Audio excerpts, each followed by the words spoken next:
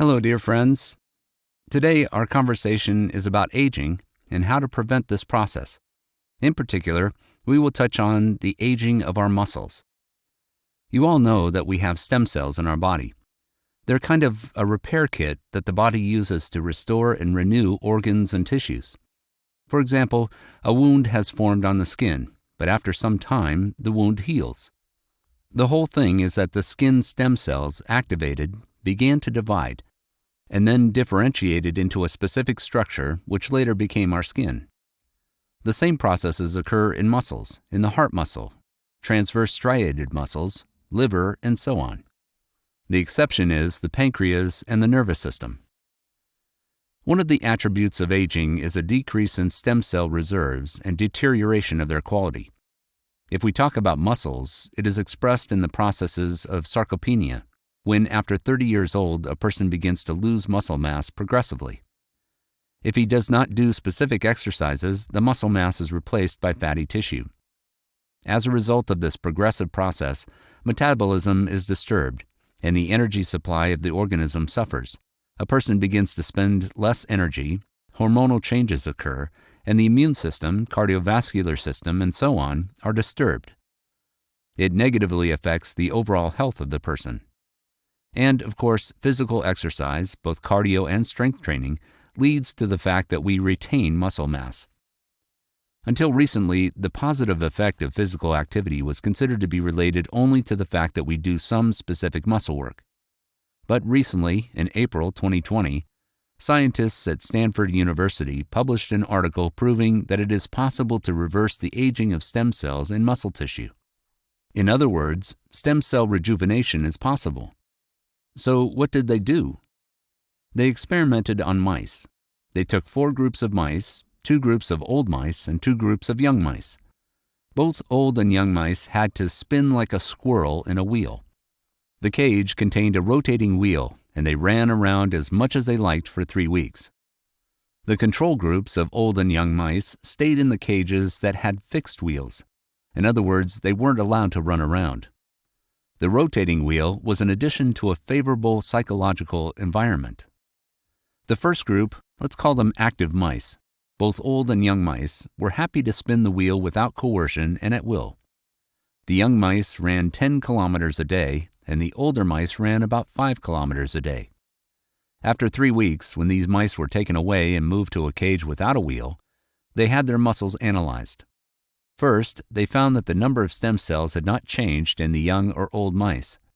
The number of stem cells remained the same compared to the control. However, when these mice had muscle injuries, and similar muscle injuries in the control group, it was found that the older mice, who were intensively engaged in physical activity, had much faster healing processes than their fellow mice who did not train. Moreover, the healing processes in old mice became almost the same in speed as in young mice. However, active and inactive young mice did not differ in the rate of injury healing.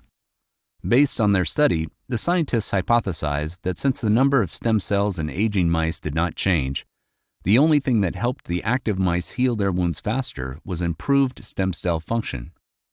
To test this, they took pieces of muscle tissue from the active old mice and injected these pieces of tissue into the injured muscles of the old but inactive mice. In this way, the scientists achieved an improvement in the old inactive mice as well as a decrease in healing time. In other words, the inactive mice began to heal their injuries just like the active mice. However, after keeping the active old mice motionless for a week, they tried repeating the experiment. To do this, they injected pieces of tissue from previously well-moving mice into old mice with limited mobility. But there was no wound healing effect.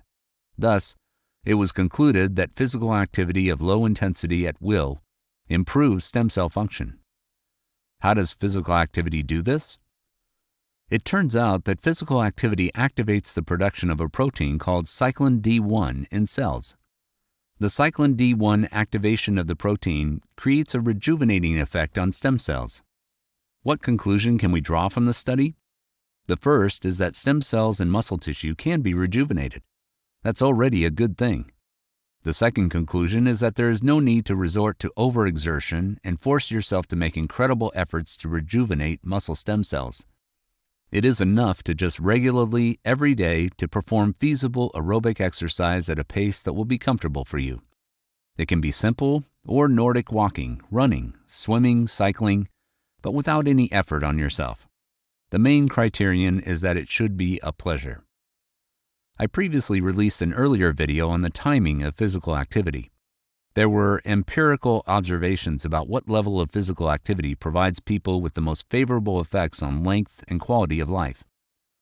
And the conclusion we can draw now from this experiment is that moving can and should be done. Movement leads to stem cell rejuvenation and should be regular every day. Remember those mice that lost their miraculous properties after being motionless for a week? It was such an exciting experiment, very encouraging and optimistic.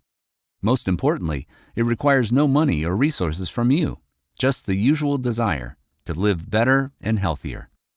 That's what I wish for all of you. Thank you for your attention. Stay healthy.